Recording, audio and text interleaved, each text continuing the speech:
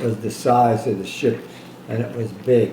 And we came over there, we left California, and it took 21 or 28 days to get to Japan, and that was about twice as much time. Well, we ran into a typhoon going over to Japan, and we had to change our direction to get out of the face of the storm, and it was terrible.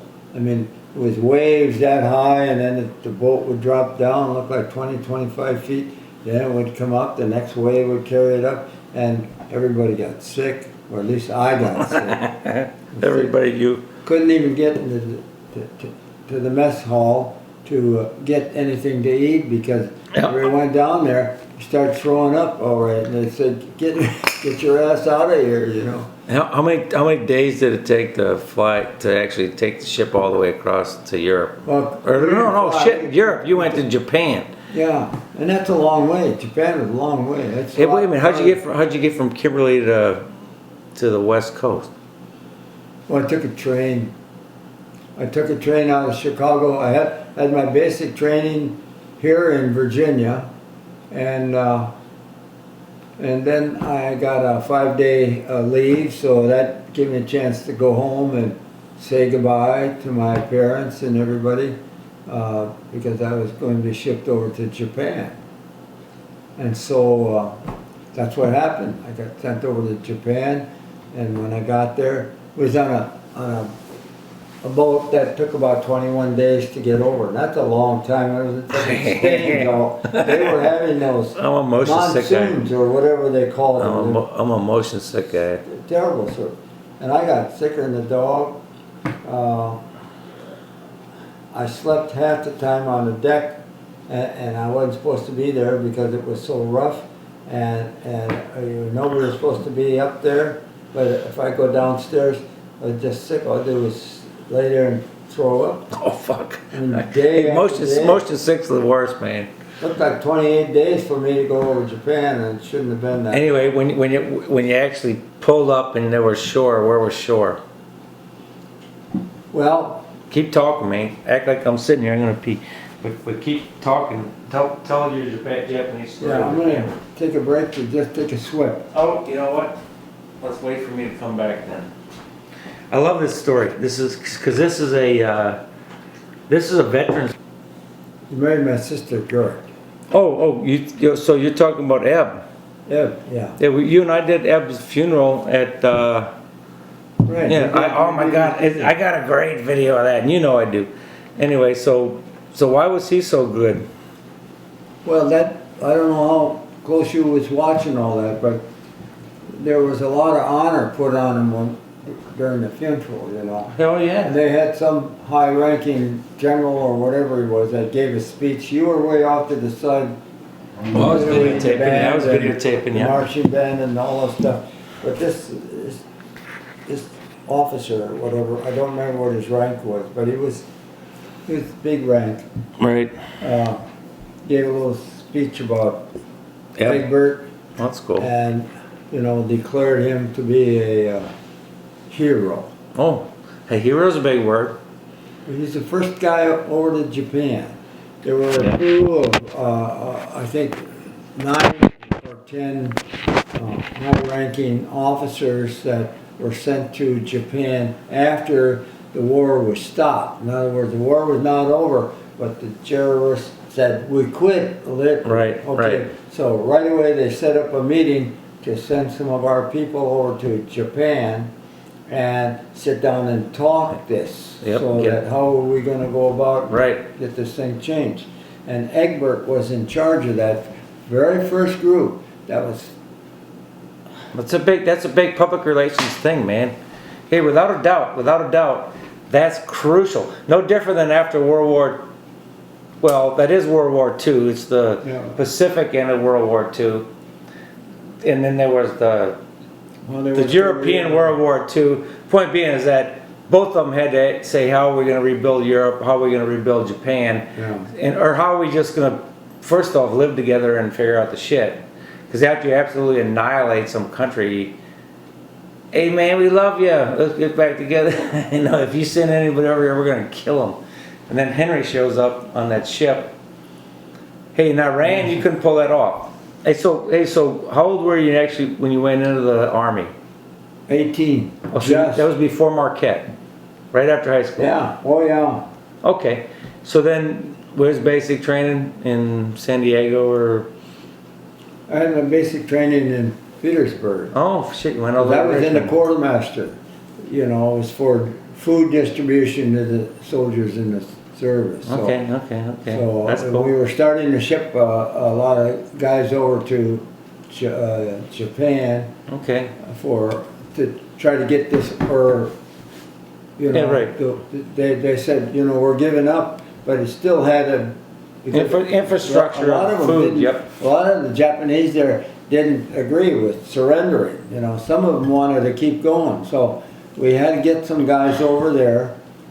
Calm down. the Really, troops. that were willing to pull the trigger to stop these guys, because you know they were breaking into the warehouses there where the food was, and they were Right. stealing the food. So they had and they would shoot them.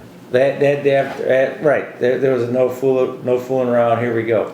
So No. so you came in right on the tail of that of where. Yeah. So I mean, so I you didn't know what. Hey, just because you got to tell a story in a hurry. Talk about when you got off the ship with your papers and nobody knew who the hell you were and how you had to go live in that warehouse by yourself. That's a great story. That's a great Oh, story. Unbelievable. I was on this boat that came over on a boat. I don't know how many it was called. It was a general grade size. They named the size of the boats Okay. by the names of the ranks. So this was a general, and I was loaded with soldiers. And I mean, they put me down in the fifth level down. I don't want to talk about your seasickness. I want to get to where you landed. That ship landed. What happened from the time that ship landed? That that's when they didn't have your papers and all that. That's when you were like, "Are you shitting me, man?" It was the general big. That was the size of the boat. Right. And general was the biggest boat there. Right. Okay. So you land in Japan. We landed in Japan, and in Japan they must have had, if they had one, they had like 500 rumps that were set up the ship. It was an incoming sand area where the American soldiers were being shipped over. Okay, so boatload. lots and lots of ships. And then when they shipped them there, they were only there for a day or two at the most. But anyway, then what they would do, these guys all had orders to be assigned someplace. And so they would call names. You get up at 5 o'clock in the morning, they had a line of these big trucks. Okay. And they started calling names. When they called your name, Vermeer. you get on the truck. Get on the truck. Right. Wait till the truck was full, and they said the next truck, go on, move on, truck number 22 or whatever. Okay, then they'd wave in another truck, and they keep naming these names. I know where this is going. As your name was called, you had to get on the truck. I mean, you didn't know where you were Right. going or what the hell was going to happen. This is great. You just had to get on the truck. Right. So Okay, keep going, man. we got up early in the morning. Shit, it must have been 5 o'clock, 6 o'clock in the morning. We started calling names to get on, and they had a truckload, car as far as you could see. They had empty trucks sitting there. Where was your truck? Where was your truck? My truck? No, we didn't get on the truck until they called your name. So, I know, but did they ever call your name? yeah, no, they never called my name. I was the only one left. So the trucks, all the trucks are gone, and you're like The the only misery guy. of my life. I cried. There was nobody to talk to. So let's talk about the last truck that pulled up, and the 5 people next to you hop on that truck, and you're the only one there, and another truck never shows up, man. Only very guy left after all the trucks were loaded and gone. And I said, shit, I was only 18 years old. So what'd you do? And I said, the guys that were calling the names and all that stuff, there were Right. 2 guys calling the names. And then as they were landing the names, you had all on this truck number 5 and this number 6. And so what'd you do after suddenly you realized that all the trucks were gone? Well, I didn't realize it until I was the only one left. Right, and then what? And we got out there. Then They you got us freaked out. there about 5:30 in the morning, while they loaded up, they had this whole string of trucks, and they called names. You had to get on truck, this truck over here, and when the truck was full, they'd pull it up. And so from 5 o'clock in the morning, when it was dark, they kept talking. I don't know what time it was when they got done loading, but it probably was about 2 o'clock in the afternoon or 1 o'clock in the afternoon, from 5 o'clock in the morning. And then finally the last guy was loaded on the truck, and you know who was rest? Me. I was down the truck. They didn't have any records. So what you do? Did you pee your pants right there on the spot, man? My records were lost. Where'd you go that night? What the hell did Henry man do in the middle of it? They had about thousands of tents. That was an exchange. Was anybody in those tents? Was anybody in those tents? Nobody was there but me. You go back in, there's thousands. There's thousands of tents, and you, right? And you must. That's like pee your pants, man. In a foreign country who just were out of war. You know, your mentality goes for the movies. And you're 18. Movies killing Americans. Anyway, what happened is everybody was gone, and there's two guys standing there with these clipboards and with all the names on it. And I said, "Hey, what's going on?" I said, "Well, I'm the only one here." And they said, "Well, they lost my orders." And so we had to send back to the States to get them. So when you're new, had to verify who I was, and because they had no paperwork on it. And so I was stuck there, 5 to 10 days, all by myself. And the only people around there were loose Japanese that were walking around picking up cigarette butts and trying to keep the area clean. And then they had like 3 guys who were. Where'd you end up going from there? I stayed in the tent.